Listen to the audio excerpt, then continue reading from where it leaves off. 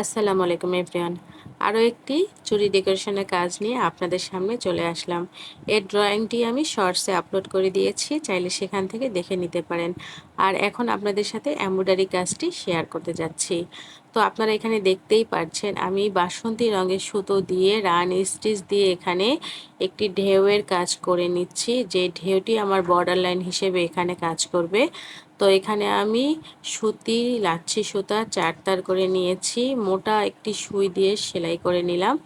এরপরে আমি পাতার কাজ করছি। পাতার কাজটি করার জন্য আমি এখানে 2 রঙের সুতো নিয়েছি, টিয়া রঙের এবং সবুজ রঙের।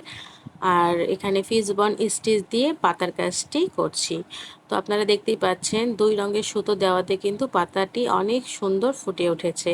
তো আপনারাও যদি চান এরকম পাতার কাজ করতে, তো 2 রকম সুতার কম্বিনেশনে, তো দেখবেন অনেক ভালো লাগবে। কখনো ট্রাই করে দেখতে পারেন।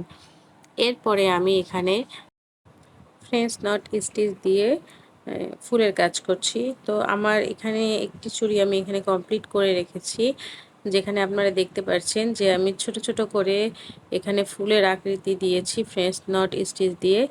তো মোটামুটি আমি এইভাবে এই চুড়িতেও পুরোটাই এই স্টিচ দিয়ে ফুলের কাজটি করে নিব।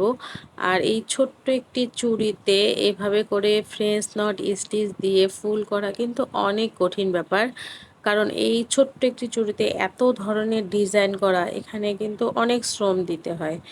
তো আমি মোটামুটি এখানে শ্রমের বিনিময়েই হোক কষ্টের বিনিময়েই হোক, তো মোটামুটি এই কাজটিকে আমার কমপ্লিট করার জন্য আমি এই কষ্টটি করে যাচ্ছি।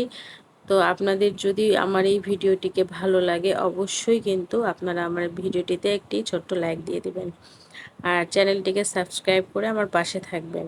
আর যারা অলরেডি করে দিয়েছেন তাদেরকে অসংখ্য ধন্যবাদ। আল্লাহ।